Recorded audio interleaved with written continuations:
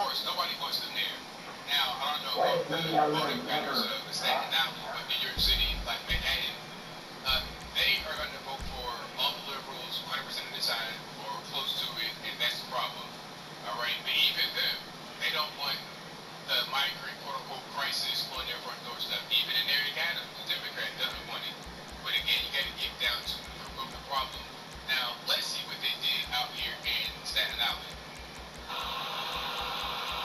Yeah, and in fact, Rosanna and Bianca, there is a police presence here this morning because those protests last night were so disruptive. Protesters got in front of a bus at one point, blocking it from entering that facility. As a reminder, the city is caring for nearly 60,000 migrants right now.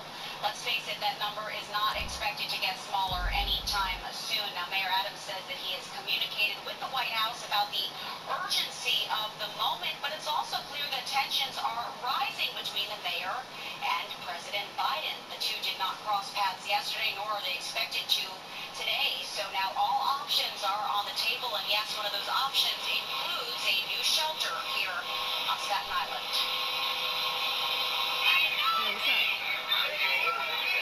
More mayhem on Staten Island during yet another night of intense protests.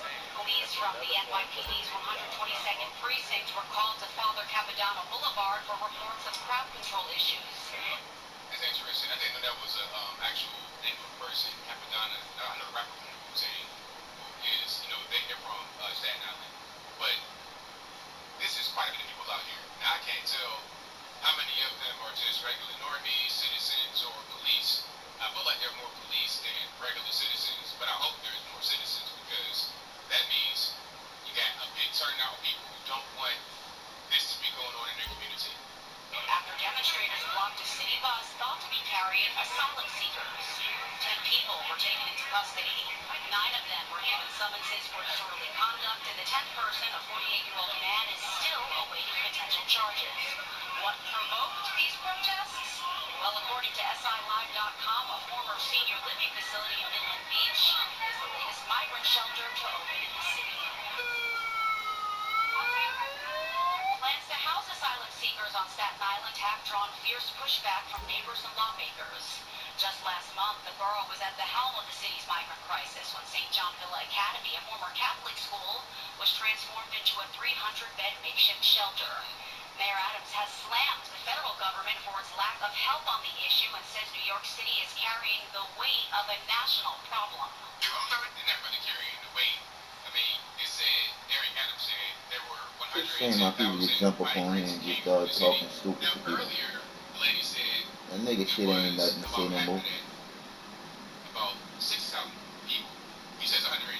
Maybe it was 110 total that came through the city. I don't know, but whether it's 110 or 50,000, it doesn't really matter.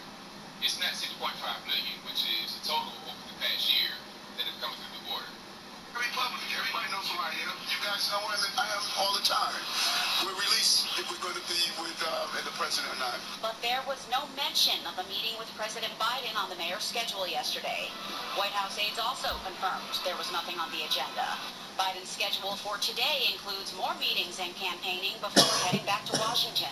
I spoke to the president earlier this year and shared our concerns. Both the governor was also communicated with him, and that was the last time we spoke with the president. Governor Hochul, in the meantime, wrote on Twitter or X that she, quote, had a very productive conversation with President Biden tonight regarding some of our specific requests for help with the migrant crisis. Also commended him on his leadership at the UN today. There's one simple vision hack anyone can use to improve vision. So you can say goodbye to all optometrist. that, man. Do you know that commercials on my fucking leadership nerves. at the UN today. Adams predicts the migrant crisis will cost the city $12 billion by July of 2025. Now he's ordered all city agencies to slash their budgets 15% by... Whoa. I heard 5%, now 15%? 15% by when? Next year, Next year, 15% for all city agencies. So, now one thing I know about any kind of business operation, you're trying to cut expenses. The easiest thing or the biggest thing, I would say, the biggest expense that you have to cut is your payroll, which means you're going to have layoffs. So you're going to fire people because you got all these illegal aliens, migrants, asylum seekers, whatever you want to call them, because you got that going on. Of course, I would be out there in Staten Island as well, protesting yet another shelter. Enough is enough. Tell them to go back the other direction. Don't come here. Elected officials and community activists are strongly urging the mayor to reconsider that controversial decision. For now, though, we're live in Midland Beach. Bianca and Rosanna, back to you. So there we have it. That's what's happening right now in Staten Island. They're taking to the streets and saying no more. You know, like I said earlier, I covered the video in Chicago. There's always meetings. People are kind of getting testy inside of a building, inside of a meeting, but they're not actually out there protesting. Now, I don't know if this was successful. I hope that it was. Free everybody that got arrested. You got, I think it was, 9 or 10 people that got arrested, locked up. Free all of them. And why are you arresting anybody? I mean, you could pretty much do whatever you want in New York City at this point. You can smoke crack. You can beat people in the head. It's whatever. It's no problem. You're not going to get locked up. It's like they're locking up and or arresting people that shouldn't be.